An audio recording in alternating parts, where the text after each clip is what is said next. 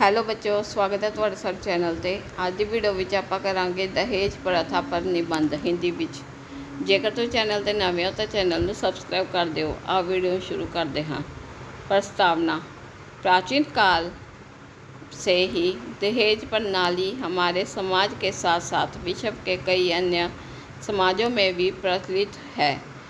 यह बेटियों के आत्मनिर्भर और आर्थिक रूप से स्वतंत्र होने में मदद करने के रूप में शुरू हुई थी, क्योंकि वे विवाह के बाद नए स्थान पर नए तरीके से अपना जीवन शुरू करती हैं। पर समय बीतने के साथ साथ यह महिलाओं की मदद करने के बजाय एक घृणित प्रथा में बदल गई। दहेज सोसाइटी के लिए एक अभिशाप है।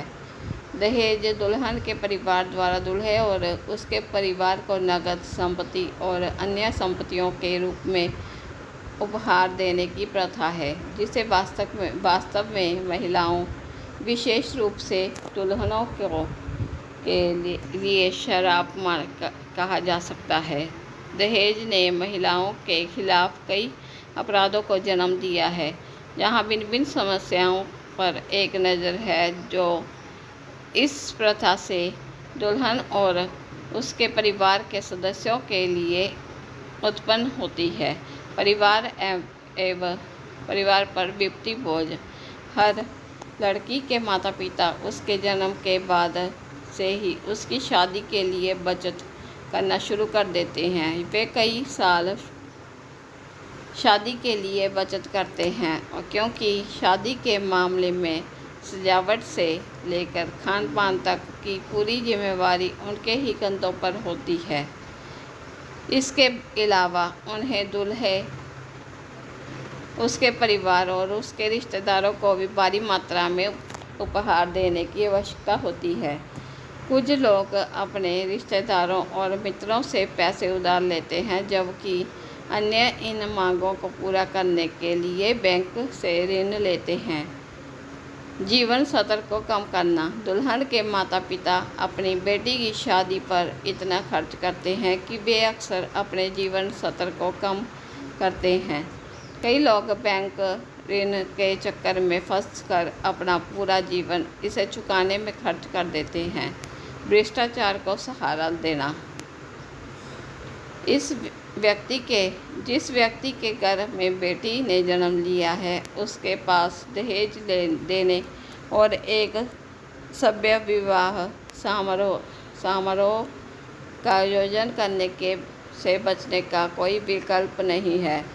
उन्हें अपनी लड़की की शादी के लिए पैसा जमा करना होता है, और इसके लिए लोग कई भ्रष्ट तरीकों से, जैसे कि रिश्वत लेने, टैक्स चोरी करने या अनुचित साधनों के जरिए कुछ व्यवसायिक गतिविधियों का संचालन करना शुरू कर देते हैं। लड़की के लिए भावनात्मक तनाव। सास ससुर अक्सर अपनी उनकी बहू द्वारा लाए गए उपहारों की तुलना उनके आसपास की अन्य दुल्हनों द्वारा लाए गए उपहारों से करते हैं और उन्हें नीचा महसूस कराते हैं। व्यंग्यात्मक टिप्पणी करते हैं। लड़कियां अक्सर इस वजह से भावनात्मक रूप से तनाव महसूस करती हैं और मानसिक अवसाद से पीड़ित होती हैं। शारीरिक शोषण। जहाँ कुछ ससुराल वालों ने अपनी बहू के साथ बदसलूकी करने की आदत बना रखी है और कभी भी उसे अपमानित करने का मौका नहीं छोड़ते, वहीं कुछ ससुराल वाले अपनी बहू का शारीरिक शोषण करने में पीछे नहीं रहते। कई मामले दहेज की भारी मांग को पूरा करने में अपनी अक्षमता के कारण महिलाओं को मारने और जलाने के समय पर उजागर होते रहते हैं। कन्या भ्रूण हत्या। एक लड़की को हमेशा परिवार के लिए बोझ के रूप में देखा जाता है। यह दहेज प्रणाली ही है जिसने कन्या भ्रूण हत्या को जन्म दिया है। कई दंपतियों ने कन्या भ्रूण हत्या का विरोध भी किया है। भारत में नवजात कन्या को लावारिस छोड़ने के मामले भी सामान्य रूप से उजागर होते रहते हैं।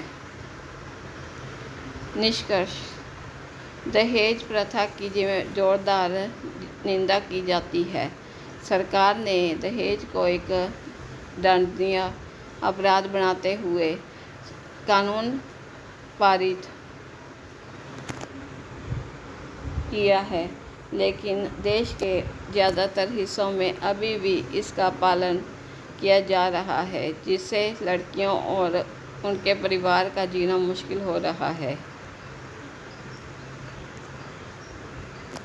तो बच्चों, ਇਹ ਸੀ दहेज प्रथा पर निबंध हिंदी ਵਿੱਚ। ਜੇਕਰ ਵੀਡੀਓ ਪਸੰਦ ਆਈ ਹੋਵੇ ਤਾਂ ਵੀਡੀਓ ਲਾਈਕ ਅਤੇ ਚੈਨਲ ਨੂੰ ਸਬਸਕ੍ਰਾਈਬ ਕਰ ਦਿਓ। ਮਿਲਦੇ ਹਾਂ ਅਗਲੀ ਵੀਡੀਓ ਵਿੱਚ।